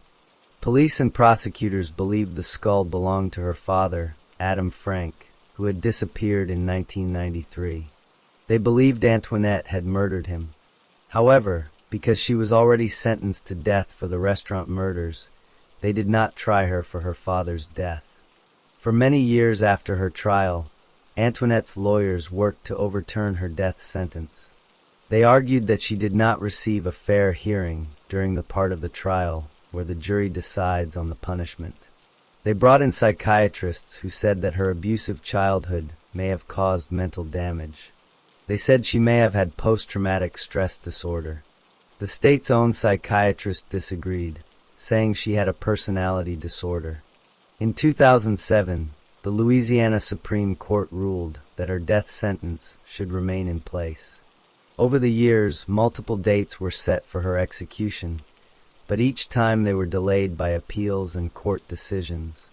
In 2010, a judge ruled that the original trial judge, who had signed her death warrants, had to be removed from the case because of questions about his connection to the murder weapon. Antoinette Frank remains on death row. She is the only woman in the state of Louisiana with a death sentence. In 2023, she was one of many death row inmates who asked the governor for clemency, which would change her sentence to life in prison. The State Pardon Board rejected her appeal later that year. As of 2025, she is still fighting her death sentence through the courts, and no execution date is currently set. In the end, the 3 victims, Ronnie Williams, Havu, and Quang Vu, lost their lives because one police officer chose to use her position and her knowledge to commit a violent robbery with her boyfriend.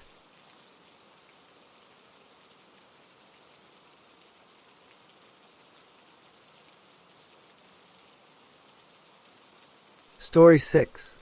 Luis Alfredo Garavito Cubillos was born on January 25, 1957, in a small town in western Colombia. He was the first of many children. From the very beginning, his life at home was very difficult. His parents fought with each other all the time. His father was a strict man who often yelled and was physically abusive to the family. He did not show love or kindness to his children. Garavito's mother was also a victim of the father's temper. The children, including young Luis, were often neglected. Because his father was so aggressive, Garavito and his brothers and sisters would hide from him. The only time his father paid attention to him was to give him work or to yell at him. Garavito later said his family was full of fighting and cruel words. When Garavito started school at the Simón Bolívar School in Ceilán, his problems continued. He was not a good student and had trouble learning. The other children made fun of him. They gave him a nickname, Garabato, which means squiggle, because he wore glasses. He was bullied constantly. Because of this, he preferred to be alone during break times instead of playing with the other kids. He did not have any real friends. When Garavito was about 11 years old, in 1968, his father made him leave school. He was only in the 5th grade. His father said he had to quit school to get a job and help the family with money. This isolated him even more. He was not allowed to make friends or talk to girls. His only purpose was to work. The next year, in 1969, a terrible event happened. His father took him to a local pharmacy for a routine vaccination. The man who gave the shot was a pharmacist who was also a neighbor and a very religious man. This man sexually abused Garavito. He hurt him badly, and the event was violent and painful. After this abuse, Garavito's behavior changed. He became very angry and withdrawn. He killed 2 small birds and cut them open, which was a sign of his growing frustration. He also began to touch his younger brothers and sisters in a sexual way. He later said he also molested a 6-year-old boy that same year. The people who knew him said he became very aggressive and seemed angry at the whole world. In 1971, the family moved to another town called Trujillo. Garavito did not tell anyone about the abuse he had suffered. He was too afraid and thought his family would not believe him. Soon after moving, a neighbor showed him pornography. When Garavito acted disgusted, the neighbor beat him up and sexually assaulted him too. Around this time, he also started drinking alcohol. By 1972, when he was 15, Garavito began trying to force himself on local women, but they always rejected him. That same year, his mother kicked him out of the house. The reason was that he tried to sexually assault a 5-year-old boy. He was allowed to come back, but in 1973, he tried to assault a 6-year-old boy at a train station in a big city, Bogota. The boy screamed, and Garavito was detained by police for a short time. After this, his father was angry, but not because of what Garavito did to the boy. His father was angry that he did not choose a woman to attack instead. Because of the fighting over his behavior, his mother evicted him for good. Now on his own, Garavito moved from job to job. He worked as a store assistant and studied marketing for a while. But he had a bad temper and often got into physical fights with clients and coworkers. He kept losing his jobs. To make a living, he became a street vendor, selling religious items. He also did temporary farm work. During this time, he started having relationships with women. He had 2 main girlfriends, and both were single mothers with children. When he was sober, he was kind to the children and acted like a good father. His girlfriends and others thought he was friendly at first. But when he drank alcohol, he became a different person. He was jealous, controlling, and physically abusive to his girlfriends. He would threaten to kill his father. His violent behavior when drunk caused many scandals, and people in the towns where he lived would gossip about him. His girlfriends would eventually throw him out. In the late 1970s, Garavito felt very sad and depressed. He felt like a failure. He wanted to have a normal family, but he had problems with women when he was drunk. He started going to Alcoholics Anonymous meetings in 1978. He also became very religious and went to a Pentecostal church. He got a job in a store and met his first serious girlfriend there. He drifted away from his family and only stayed in touch with one older sister. He was still very angry, especially with his father and younger siblings. He later moved again and got a job at a bakery. He would go to church, attend his AA meetings, but then he would end his days by going to a local park to pay child prostitutes for sex. In early 1980, he got into another fight at the bakery and lost his job. He felt so hopeless that he tried to kill himself. After this, he went to a hospital for psychiatric care. He was in and out of the hospital several times that spring. He told the doctors he was depressed and wanted to die because his life was worth nothing. He was given medication for his mental health. When he tried to explain to a psychiatrist why he was suicidal, he said he wanted children, but he quickly changed his story to say he wanted to start a family. Later in 1980, he got a job at a supermarket in a city called Armenia. He had a new girlfriend, but she left him because he didn't make enough money. Alone again, he started using his long lunch breaks to find and sexually assault street children in nearby towns. He began carrying tools like razor blades, candles, and lighters to use on his victims. After these attacks, he would write the children's names in a notebook. He would also pray for them at night, reading the Bible and looking for answers.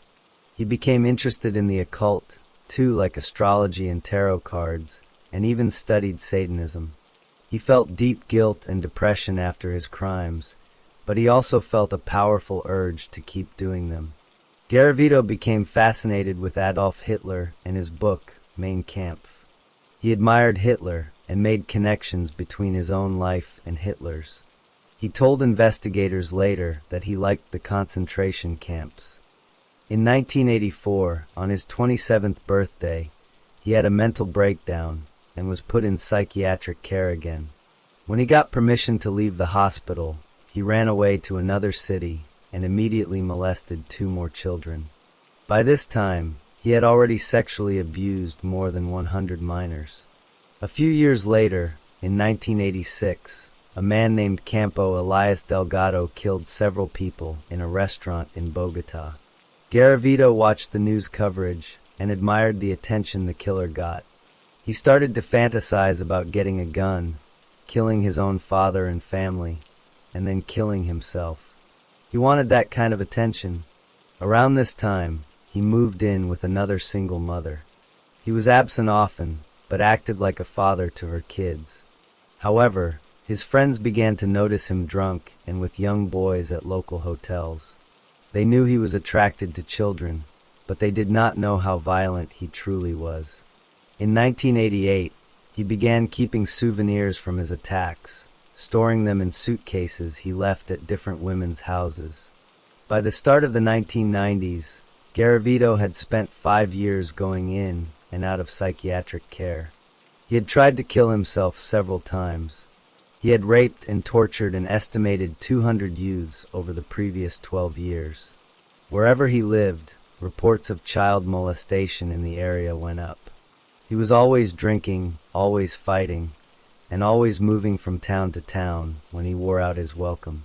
He had no real home and drifted through western Colombia, living like a homeless person. In October 1992, something inside him changed. The attacks were no longer enough. He planned to commit his first murder. On October 4th, 1992, Garavito was drinking in a town called Jamundi. He saw a 13-year-old boy named Juan Carlos walking alone. The moonlight reflected on a nearby river, and Garavito later said this sight triggered a strange and powerful rage inside him. He followed the boy. On the way, he stopped to buy a knife and some rope. He approached the boy and offered him a small amount of money to do some work. The boy agreed and followed Garavito to a remote area near some railroad tracks. There, Garavito attacked him. He beat the boy, cut him severely, and then killed him. The next morning, Garavito woke up and saw blood on his clothes. He claimed he could not remember exactly what he had done. Just 6 days later, on October 10, 1992, Garavito was on his way to visit his sister in Trujillo. He was drinking brandy to control his urges, but he saw a 12-year-old boy named Johan Alexander Penaranda. He attacked and murdered the boy in the city of Tulua. This began a pattern of killing that would continue for years. After these first murders, Garavito started cutting into the stomachs of his victims. He also began cutting off some of their toes and keeping them as souvenirs. He stopped doing this later because he was afraid police dogs would be able to track him by the scent. In 1993, Garavito lured 8 boys between the ages of 9 and 11 from a school in the La Victoria district of Bogota. He took them to a wooded area and murdered them all. He then moved to other neighborhoods in Bogota and killed 2 more children. After that, he traveled to Tulua, then Pereira, then Quimbaya, and back to Tulua, killing more children in each place. He ended that year with the murder of a 13-year-old boy named Mauricio Monedero Mejia. In early 1994, Garavito was in Bogota. He found a young boy around 12 years old who had fallen asleep on a bus. Garavito took the boy to a remote ravine. He gave the boy brandy, then tied him up. While in a confused state, Garavito noticed a terrible smell.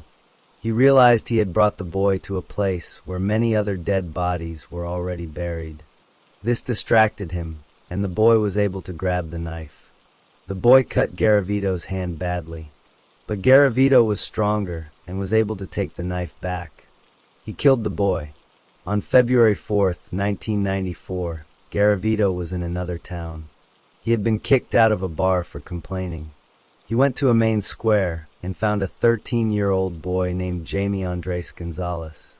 He lured the boy to a sugarcane field, where he molested and killed him. While he was there, he saw a large cross. He later said he heard a voice yelling at him. He became scared, buried his knife, and prayed for forgiveness. But the next day, he went back, dug up the knife, and continued with his life. Garavito continued to kill throughout the 1990s. On January 12, 1997, he killed an 8-year-old boy. He killed 2 more minors during that same period. The victims were almost always boys, though he did also hurt and kill some girls. In the summer of 1998, Garavito crossed the border into Ecuador. There, on July 20th, he murdered a 14-year-old boy named Abel Gustavo Loervales, who worked as a shoeshine boy. He also murdered a 12-year-old boy named Jimmy Leonardo Palacios Anchundia in another Ecuadorian city. Police in Ecuador started to suspect a foreigner was responsible for these deaths. They set up an operation to catch him, but Garavito saw what was happening and fled back to Colombia. Before he left, people had seen a strange man with a thick Colombian accent begging for money. The bodies they found in Ecuador showed the same kind of injuries as the ones in Colombia. Garavito did not only kill. Some of his victims survived. Years earlier, in 1979, he had attacked a 9-year-old boy named William Trujillo. Garavito grabbed him with a machete and took him to an empty building. He tortured and sexually abused the boy for 12 hours. Garavito only stopped because he drank so much alcohol that he passed out. When he did, the boy escaped. In 1988, Garavito attacked another boy near a restaurant called El Arepazo. He assaulted him and left him there. The boy survived. In the early 1990s, a 10-year-old boy named Carlos Alberto was playing in his town. Garavito approached him, offered him money, and led him to a hill. Once they were alone, Garavito put a knife to the boy's throat, tied him up, and tortured and raped him. When he was finished, he asked the boy if he had enjoyed it. The boy, terrified and humiliated, said yes. Garavito then said, "See you next week. That's how I like it, that you like it too," and left. Also in the 1990s, a 16-year-old named Brand Bernal was working with his father. Garavito threatened him with a knife and took him to a remote spot. He tied him up and tortured him, stabbing him 7 times with a screwdriver while he raped him. He beat the boy until he was weak, but the boy managed to break free and run away. The way Garavito committed his crimes followed a clear pattern. He looked for children who were poor, homeless, or working on the streets. He knew these children were less likely to be missed or reported right away. He liked boys with innocent faces and light-colored eyes and hair. He would approach them in public places during the day because he was afraid of the dark. He often drank brandy near schools in the evening, waiting for children to come by. He wore many disguises so people would not recognize him. Sometimes he dressed as a priest, sometimes as a teacher, and sometimes as an old man. He would change his look often to avoid suspicion. Once he had chosen a child, he would gain their trust by offering them money, candy, or a small job. He would walk with them to a quiet, hidden place. He would talk to them about their lives to make them feel calm. After drinking a lot of brandy, he would pull out a knife. He would tie the child up and then begin to torture and rape them. He used many tools. He cut them with blades. He stabbed them with screwdrivers in their hands, feet, and buttocks. He burned them with candles. He beat them. He sometimes cut off their body parts. The torture was long and brutal. He would often only reach a climax when he was cutting the child's throat or decapitating them as he finished the attack. He would then sometimes continue to abuse the body after the child was dead. He left the bodies of the children in fields, ravines, and wooded areas. They were always found naked. They showed signs of being tied up. Empty bottles of the cheap brandy he drank were often found nearby, along with containers of lubricant. The bodies had bite marks and terrible wounds from the torture. In late 1998 and early 1999, a group of children playing football in Pereira found a skeleton. A week later, police found mass graves nearby with as many as 36 children in them. Most were boys. They all showed the same signs of being tied up, sexually assaulted, and tortured. More bodies were found in other areas. The police realized they were looking for one person. They found nylon cord and bottle caps from the same brand of liquor at all the different crime scenes. On February 6, 1999, outside the town of Palmyra, 2 bodies of naked boys were found near each other. The next day, another body was found just a short distance away. All 3 had their hands tied and had been sexually abused.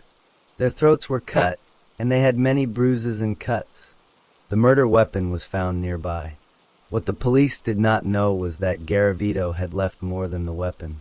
He had been drunk and had passed out on top of one of the bodies. A cigarette in his hand had fallen and started a fire in the dry grass. He woke up and ran away, but he was badly burned. In his panic, he left behind his burnt glasses, his shorts, his shoes, and his underwear. He also left receipts and a piece of paper with an address on it. This was the biggest mistake he had made. From his glasses, the police learned that the killer had bad vision in his left eye. His shoes showed that he walked with a limp and was short, about 5 feet 5 inches tall. They briefly arrested another man who matched this description, but when more children disappeared in Bogota, they knew they had the wrong person. The lead detective, Aldemar Duran, found the address from the note left at the crime scene. It led him to a woman named Graciela Zabalita, Garavito's former girlfriend. She told police she had not seen him since December, but she gave them a black cloth suitcase that Garavito had left with her. Inside the suitcase, they found pictures of young boys, detailed journals of his crimes, and tally marks counting his victims.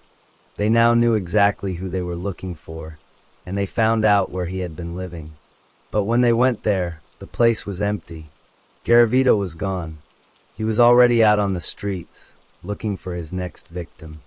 Just days after the police found the suitcase and identified Garavito as their main suspect, he was picked up by local police in a different city. On April 22, 1999, in Villavicencio, Garavito was drinking brandy in the evening. He saw a 12-year-old boy named John Ivan Sabogal who was selling lottery tickets. Garavito approached him. pretending to be a local politician named Bonifacio Morera Lizcano. He pulled out a knife and forced the boy to go with him. He put the boy in a taxi and took him to a secluded hillside. There, he tied the boy up and began to threaten him with the knife while he sexually abused him. A 16-year-old homeless teenager heard the struggle and began shouting and throwing stones at Garavito. Garavito chased the teenager with his knife. Both boys ran to a nearby farmhouse where a 12-year-old girl was. Garavito followed them and aggressively asked the girl for directions. She sent him into the woods, where he became lost. The boys then called the police. A search began, and at around 7 p.m., authorities found Garavito walking out of the woods. He gave them a false identification card, still claiming to be the politician Lizcano. But the police suspected he was the man they were looking for. They took him into custody. On July 4, 1999, after checking his real identity, their suspicion was confirmed. Garavito was in jail. For months, Garavito did not confess. He remained in prison under suspicion for the attempted rape of the boy. But the police were building a much larger case against him. They had the evidence from the suitcase. They had the items he left at the crime scene in Palmyra. They had his glasses, which had a very specific prescription for a rare eye condition. They had his shoes, which showed he walked with a limp. They knew his height was about 5 feet 5 inches. All of this matched the profile of the killer. To make the case solid, the police needed scientific proof. They arranged for every prisoner in the jail where Garavito was being held to get a mandatory eye exam. This was done so Garavito would not become suspicious and try to lie about his eyesight. The exam proved that the glasses found at the crime scene belonged to him. While Garavito was out of his cell for the exam, detectives went into his cell and took DNA samples from his pillow and his living area. They compared this DNA to the DNA found on the bodies of the victims. It was a perfect match. In October 1999, after more than 12 hours of questioning, the evidence was presented to Garavito. A detective sat with him and read aloud the details of his crimes, one by one. Finally, on October 28, 1999, Garavito broke down and confessed. He cried and explained that he would get drunk and look for young boys. He said he was not homosexual, but that he was a victim of abuse as a child. He admitted to raping and killing about 140 children in different locations across Colombia. He also confessed to the murders in Ecuador. He led police to many of the hidden graves so the families of the victims could finally bury their children. The court case moved forward. Garavito was charged with 172 counts of murder. He was found guilty of 138 of these charges. In 2000, he was sentenced to a total of 1,853 years and 9 days in prison. This was the longest prison sentence ever given in Colombian history. However, Colombian law has a rule that no person can be held in prison for more than 40 years, no matter how many crimes they commit. Because Garavito cooperated with police and helped them find the bodies of his victims, his sentence was further reduced. He would only have to serve 22 years in total. Garavito was held in a maximum security prison in Valledupar, in northern Colombia. He was kept completely separate from all the other prisoners. The authorities knew that if the other inmates got to him, they would likely kill him for his crimes against children. He spent his time in the medical unit of the prison. Psychiatrists who examined him diagnosed him with antisocial personality disorder and noted that he had narcissistic traits. In prison, Garavito made handicrafts like handcuffs, earrings, and necklaces. Over the years, his health declined. He developed cancer in his eyes and also suffered from leukemia. The cancer left him completely blind. He also had tuberculosis. He became weak and tired and needed regular blood transfusions. Despite his condition and his crimes, he still hoped to be released one day. He told a Colombian senator that he had plans to become a Pentecostal pastor and even enter politics. He said he wanted to marry a woman and help abused children. These statements caused outrage among the public. Many Colombians were angry that he might be released early. They felt that his sentence was not enough and that he deserved either life in prison or the death penalty.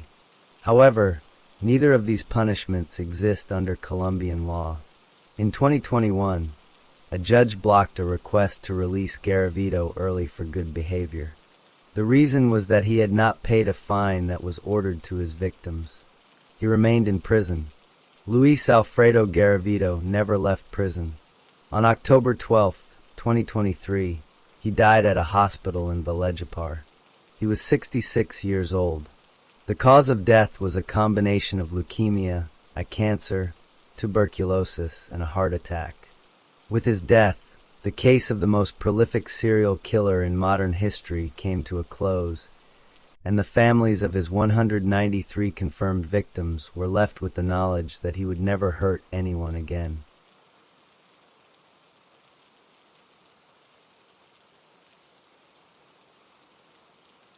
Story 7. Stephen David Catlin was born in 1944. He was adopted as a baby by a couple named Glenn and Martha Catlin.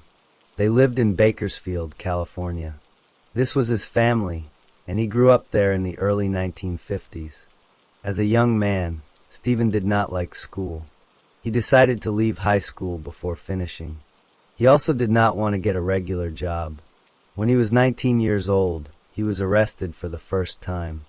The police said he did something wrong with forged checks. This is called forgery. Because he was young, he did not go to a regular prison. He was sent to a California Youth Authority camp for 9 months. After he got out, Stephen's personal life became very busy and troubled. He got married for the first time, but the marriage was not happy. There were many fights and arguments. Stephen also started using drugs, which made the problems at home much worse. While he was still married to his first wife, he married a second woman in 1966. He did not use his real name on the marriage license for this second wedding. A few months after his second marriage, Stephen was in trouble with the law again. He was working at a gas station and stole a credit card from a customer. He was caught and had to go to court. The judge looked at his history and said Stephen was an addict. The judge decided Stephen needed to go to prison. He was sent to the state prison in Chino, California, and stayed there for the next 3 years. When Stephen was released from prison, he tried to fix his personal life. He officially divorced his first wife. Then he married his second wife again, this time using his real name. But the marriage did not last. They separated after only 10 months. Stephen did not stay single for long. He got married a third time, but that marriage ended in divorce after 8 months. Very quickly, he found a fourth wife. Her name was Joyce. Joyce married Stephen, but this decision would prove to be very unlucky for her. Stephen had a strong interest in cars. This interest helped him get a job with a pit crew for a race car driver named Glendon Emery, who was based in Fresno, California. While working there, Stephen became very interested in Glendon's stepdaughter. He started to pursue her and spend time with her. He was doing all of this while he was still married to his fourth wife, Joyce. While Stephen was still married to Joyce, he was spending time with Glendon Emery's stepdaughter. He wanted to marry her. His current wife, Joyce, was in the way of this plan. In April 1976, Joyce became very sick. She had what seemed like a bad case of the flu. She went to Mercy Hospital in Bakersfield. At first, she appeared to get a little better. But then very suddenly, her health got much worse. She died in May 1976. The doctors said the cause of her death was pneumonia. Her body was cremated soon after. With Joyce gone, Stephen was free to marry again. In the same month that Joyce died, May 1976, he married his fifth wife. Her name was Glenna Kay. The new couple moved to Fresno, California. Stephen found a job at a local garage. He was good at his job and was promoted quickly. Soon, he was in charge of about 40 other workers. But Stephen and Glenna still had money problems. Stephen liked to spend money on expensive things, and they never seemed to have enough. On October 28, 1980, Stephen's adoptive father, Glenn Catlin, died very suddenly. The doctors said there was fluid in his lungs, and they thought it was caused by cancer. Stephen made sure his father's body was cremated right away, just like Joyce's body had been. In 1981, Stephen's employers at the garage in Fresno noticed that some auto parts were missing. They decided to check into Stephen's background. They discovered that he had a criminal record and had been in prison. Because of this, they forced him to quit his job. No one called the police about the missing parts, but Stephen no longer had a job. This made his money problems even worse. A few years later, on February 17, 1984, Stephen's wife Glenna was visiting Las Vegas with her mother. While there, she suddenly became very ill. She went back home to Fresno and had to go to the hospital. The doctors saw that she had fluid in her lungs, just like Stephen's father had. They ran many tests, trying to figure out what was making her so sick. Before they could find an answer, Glenna died on March 14, 1984. After Glenna died, Stephen received a large amount of money from life insurance policies. He got about $57,000. While Glenna was still in the hospital, Stephen had met a woman there. After Glenna's death, he quickly became engaged to this new woman. Back in Bakersfield, one of Stephen's former wives, his third, had been watching the news. She noticed that people close to Stephen kept dying. She thought this was very strange. She went to the local sheriff's office and told them she was suspicious about the deaths. Joyce, Stephen's fourth wife, had been cremated, so there was no body to examine. But the hospital where Joyce died still had small samples of her tissue saved from when she was a patient. In November 1984, the sheriff's office got those tissue samples and sent them to a lab for testing. A few days after that, on December 8, 1984, Stephen and his new fiancée went to visit his mother, Martha Catlin. Shortly after their visit, Martha collapsed and died. The doctor said it was a stroke. Just like with his father and his wives, Stephen quickly ordered that his mother's body be cremated. But this time, because of the new suspicions, the process was stopped. The authorities said an autopsy must be done first, before the cremation. Because the cremation of Martha Catlin had been stopped, the authorities were able to perform an autopsy on her body. They also had the tissue samples from Joyce Catlin, which had been sent for testing in November. Now they had new samples from Martha to examine as well. The lab results came back, and they showed something very important. Both Martha Catlin and Joyce Catlin had been poisoned. The poison was a very strong chemical used to kill weeds, called paraquat. The police now had a reason to search Stephen Catlin's property. They went to his garage and looked around. There they found a bottle of the same poison, paraquat. When they checked the bottle for fingerprints, they found Stephen's prints on it. This was strong evidence linking him to the poison. Based on this evidence, Stephen was officially charged with murder. On December 23, 1985, he was charged in Kern County, California, for 2 murders: the 1976 murder of his fourth wife, Joyce, and the 1984 murder of his adoptive mother, Martha. While this case was being prepared, the police also looked into the death of his fifth wife, Glenna Kay. Not long after he was charged for Joyce and Martha's murders, Stephen got married for the 6th and final time. Soon after this wedding, he was also charged with the murder of Glenna Kay. The case against Stephen for Glenna's murder went to trial first. Because the story had been in the news so much in the area where the crimes happened, the trial was moved to a different county, Monterey County, to find jurors who did not already know about the case. The trial began, and the evidence was presented to the jury. They heard about the poison and the other facts of the case. In April 1986, the jury found Stephen Catlin guilty of murdering his fifth wife, Glenna Kay. For this crime, the judge sentenced him to life in prison with no chance of parole. After that trial was finished, Stephen still had to face the charges for killing Joyce and his mother, Martha. This trial was held in Kern County in 1990. The prosecution told the jury that Stephen had killed for money, that he had used poison, and that he had killed more than one person. These were called special circumstances, which made the crime eligible for the death penalty. On June 1, 1990, the jury found Stephen guilty of both murders. Then, on June 6, 1990, after another part of the trial to decide his punishment, the jury sentenced him to death. After the trials were over, the life insurance companies that had paid Stephen for his wives' deaths took action. They made him pay back the money he had received, which totaled about $95,000. Stephen Catlin was sent to death row. As of today, he remains there, housed in California State Prison in Corcoran. His sentence has not been carried out, and he continues to live in prison, convicted for the murders of his fourth wife, his fifth wife, and his adoptive mother.